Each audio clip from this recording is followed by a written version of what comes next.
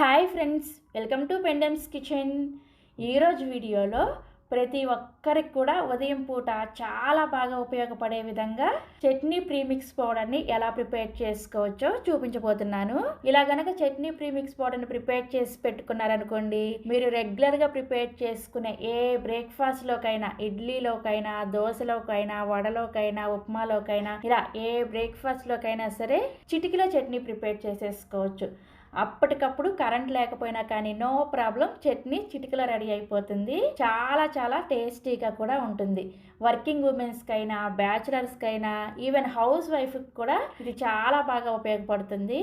So ఇక ఏ మాత్రం ఆలస్యం చేయకుండా ఈ చట్నీ ప్రీమిక్స్ పౌడర్ని ఎలా ప్రిపేర్ చేసుకోవాలో వీడియోలోకి వెళ్ళి చూసేయండి.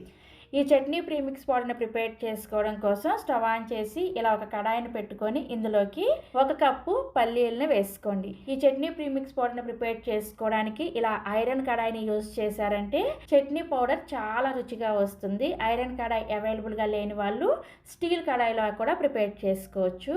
ఈ పల్లీలని ఖచ్చితంగా కలుపుకుంటూ లో టు మీడియం ఫ్లేమ్లో మాత్రమే లైట్గా రంగు మారేంత వరకు వేయించుకోవాలి. పల్లీ పైన పొట్టు లైట్గా రంగు మారాలన్నమాట. మీరు తొందరగా వీటిని హై ఫ్లేమ్లో పెట్టుకుని వేయించుకున్నారంటే మాత్రం చట్నీ పౌడర్ అంత రుచిగా రాదనమాట. మీరు పల్లీలను ఎంత బాగా వేయించుకుంటారు అనే దాని మీద ఆధారపడి ఉంటుంది టేస్ట్ అంతా కూడా. అందుకని జాగ్రత్తగా కలుపుకుంటూ లో టు మీడియం ఫ్లేమ్లోనే చూసారా, పల్లీలు ఇలా చక్కగా వేగి పల్లీల పైన పొట్టు ఈ విధంగా ఈజీగా వచ్చేంత వరకు వేయించుకోవాలి. ఇలా వేయించుకున్న ఈ పల్లీలని ఒక ప్లేట్లోకి వేసుకొని పూర్తిగా చల్లారనివ్వండి. నెక్స్ట్ ఇప్పుడు ఇదే కడాయిలోకి ఒక 2 టేబుల్ స్పూన్ల మినపగుళ్ళని వేసుకోండి. ఈ మినపగుళ్ళని వేసుకొని లో ఫ్లేమ్లోనే మినపగుళ్ళు చక్కగా వేగి లైట్గా రంగు మారేంత వరకు వేయించుకోండి. ఇలా చట్నీ ప్రీమిక్స్ పౌడర్లో మినపగుళ్ళు వేసుకోవడం వల్ల చట్నీ రుచి చాలా చాలా బాగుంటుంది. అలాగే చట్నీ కూడా చాలా చిక్కగా చాలా రుచిగా వస్తుంది అనమాట. సో చూసారు కదా, మినపగుళ్ళు కూడా ఇలా చక్కగా లైట్గా రంగు మారేంత వరకు వేయించుకొని వీటిని కూడా కడాయిలో నుంచి తీసేసి సేమ్ ఇందాక మనం పల్లీలు వేసుకున్నాం కదా, అదే ప్లేట్లోకి వేసుకొని చల్లారనివ్వండి. నెక్స్ట్ ఇప్పుడు ఇదే కడాయిలోకి సేమ్ కప్పుతోటి 1/2 కప్పు పుట్నాల పప్పును వేసుకోండి. వీటిని వేయించిన శనగపప్పు అలాగే చట్నీ పప్పు అని కూడా అంటారు. ఇక్కడ నేను చూపించిన ఇంగ్రీడియంట్స్ అన్నీ కూడా కొలుచుకోవడానికి ఒక గిన్నెని కానీ గ్లాసుని కానీ సెట్ చేసుకోండి. అప్పుడే మీకు చట్నీ పొడి పర్ఫెక్ట్గా వస్తుంది అనమాట. నేనైతే ఇక్కడ 250 ml మెజరింగ్ కప్పు ఉంటుంది కదా, ఆ కప్పుతోటే అన్నిటిని కూడా కొలుచుకొని తీసుకుంటున్నాను. ఈ పుట్నాలను అయితే ఖచ్చితంగా జస్ట్ 1 నిమిషం 2 నిమిషాలు అంతే, అంతకన్నా ఎక్కువగా వేయించొద్దు. పుట్నాలు కనుక మాడిపోయినాయి అనుకోండి, చట్నీ టేస్ట్ అంతా కూడా చేంజ్ అయిపోతుంది. జాగ్రత్తగా జస్ట్ ఇవి కొంచెం వేడయ్యేంత వరకు మాత్రమే, అంటే కొంచెం క్రిస్పీగా అయ్యేంత వరకు వేయించుకోవాలి.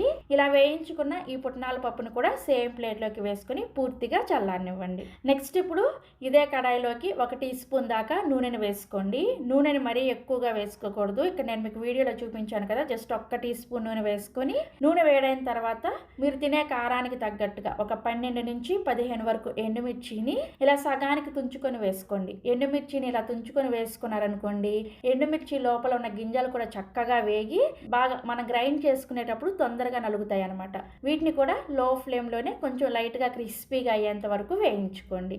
సో ఎండుమిర్చి ఇలా కొంచెం వేగిన తర్వాత ఇప్పుడు ఇందులోకి 1 టేబుల్ స్పూన్ దాకా జీలకర్రని వేసుకోండి. అలాగే 1/4 కప్పు వరకు కరివేపాకుని శుభ్రంగా కడిగేసి తడేమీ లేకుండా ఆరపెట్టుకొని ఆ కరివేపాకుని వేసుకోండి. కరివేపాకులో అస్సలు తడి ఉండకూడదు అనమాట. తడి లేకుండా శుభ్రంగా కడిగేసి ఆరపెట్టుకొని వేసుకోవాలి. వీటన్నిటిని కూడా కలుపుకుంటూ లో ఫ్లేమ్లోనే కరివేపాకు క్రిస్పీగా అయ్యేంత వరకు వేయించుకోవాలి. చూసారు కదా, కరివేపాకు ఇలా చక్కగా క్రిస్పీగా అయ్యేంత వరకు వేయించుకున్న తర్వాత ఇప్పుడు ఇందులోకి 1 టేబుల్ స్పూన్ దాకా నువ్వులను కూడా వేసుకొని వేయించుకోండి. ఇలా చట్నీ ప్రీమిక్స్లో నువ్వులు వేసుకోవడం వల్ల హెల్త్కి చాలా మంచిది. అలాగే టేస్ట్ కూడా చాలా చాలా బాగుంటుంది. తప్పకుండా వేసుకోండి. అయితే నువ్వులు వేసిన తర్వాత ఎక్కువసేపు వేయించాల్సిన అవసరం లేదు. జస్ట్ 1 నిమిషం వేయిస్తే ఆ కడాయి వేడికి అవి చక్కగా వేగుతాయి అనమాట. ఇలా వేయించుకున్న ఈ ఎండుమిర్చి మిశ్రమాన్ని కూడా సేమ్ ఇదే ప్లేట్లోకి వేసుకొని పూర్తిగా చల్లారనివ్వండి. నెక్స్ట్ ఇప్పుడు ఇదే కడాయిలోకి ఒక 10 గ్రాములు, అంటే ఒక చిన్న నిమ్మకాయ సైజ్ అంత చింతపండుని ఈనెలు నారలు ఏమీ లేకుండా తీసేసుకొని ఇలా విడివిడిగా చేసుకొని వేసుకోండి. దీన్ని 1 నిమిషం పాటు లో ఫ్లేమ్లో కలుపుకుంటూ వేయించుకున్న తర్వాత స్టవ్ ఆఫ్ చేసేసి ఈ చింతపండుని ఈ కడాయిలోనే ఉంచి ఉంచేసేయండి. ఇలా ఉంచేసారనుకోండి, కడాయి వేడికే చింతపండులో ఉన్న చెమ్మంతా కూడా పోతుంది అనమాట. ఇలా కడాయిలోనే ఉంచేసి పూర్తిగా చల్లారనివ్వండి. సో నేను ఇక్కడ చింతపండు పూర్తిగా చల్లారిన తర్వాత మీకు చూపిస్తున్నాను, చూసారా? ఇలా గలగలలాడుతూ ఉండాలన్నమాట. అస్సలు చెమ్మ లేకుండా ఇలా గలగలలాడాలి చింతపండు. కొంచెం తేమున్నా కానీ చట్నీ పౌడర్ పాడైపోతుంది అనమాట. సో ఈ విధంగా పూర్తిగా చల్లారిన ఈ చింతపండును కూడా సేమ్ ఇదే మిశ్రమంలోకి వేసుకొని ఇవన్నీ కూడా ఒకసారి బాగా కలుపుకోండి. ఇందులో మీరు కావాలంటే ఒక పావు కప్పు ఎండు కొబ్బరిని వేయించుకొని కూడా వేసుకోవచ్చు. కాకపోతే ఎండు కొబ్బరిని వేసుకున్నారంటే చట్నీ ప్రీమిక్స్ పౌడర్ లైఫ్ అనేది తగ్గిపోతుంది అనమాట. కొబ్బరి తొందరగా చెడిపోయే ఛాన్స్ ఉంటుంది కాబట్టి నేను ఇక్కడ కొబ్బరిని వేసుకోలేదు. మీరు ఒకవేళ ఒక వారం 10 రోజుల్లోనే ఈ చట్నీ ప్రీమిక్స్ని వాడేసుకుందాం అనుకుంటే ఒక పావు కప్పు ఎండు కొబ్బరిని వేయించుకొని కూడా ఇందులో వేసుకోవచ్చు. పచ్చి కొబ్బరి వేసుకోవాలనుకున్న వాళ్ళు మాత్రం ఒక పావు కప్పు పచ్చి కొబ్బరిని తురిమేసి వేసుకోండి. తురిమేసి దాన్ని చక్కగా డ్రైగా వేయించేసుకొని తడంతా పోయిన తర్వాత ఇందులో వేసుకోవచ్చు. సో ఈ విధంగా ఈ మిశ్రమం పూర్తిగా చల్లారిన తర్వాత మిక్సీ జార్లోకి వేసుకొని గ్రైండ్ చేసుకునే స్టెప్ అనేది చాలా చాలా ఇంపార్టెంట్. మీరు ఒకే లెవెల్లో దీన్ని స్పీడ్గా తిప్పేశారనుకోండి, పల్లీల్లో నుంచి అలాగే నువ్వుల్లో నుంచి నూనె వదిలి ఇదంతా ముద్దలాగా అయిపోతుంది అనమాట చట్నీ పౌడర్ మొత్తం. అందుకని పల్స్ మోడ్లోనే ఆన్ ఆఫ్ చేసుకుంటూ మిక్సీని పొడి పొడిగా వచ్చేంత వరకు గ్రైండ్ చేసుకోవాలి. ఇది గ్రైండ్ చేసుకునేటప్పుడే ఇందులోకి రుచికి సరిపడా ఉప్పుని కూడా వేసుకోండి. నేను ఇక్కడ 1 టేబుల్ స్పూన్ దాకా ఉప్పుని వేసుకున్నాను. ఈ ఉప్పుని వేసుకొని కూడా దీన్ని పల్స్ మోడ్లోనే గ్రైండ్ చేసుకోండి. చూసారు కదా, ఇలా పౌడర్ లాగా గ్రైండ్ చేసుకొని ఇలా గ్రైండ్ చేసుకున్న ఈ చట్నీ పౌడర్ని ఒక పెద్ద ప్లేట్లోకి వేసుకొని పూర్తిగా చల్లారనివ్వండి. మనం మిక్సీ జార్లో వేసుకొని గ్రైండ్ చేసుకుంటే పౌడర్ కొంచెం వేడెక్కుతుంది కదా, ఆ వేడంతా కూడా పూర్తిగా తగ్గేంత వరకు ఈ చట్నీ పౌడర్ని చల్లారనివ్వాలి.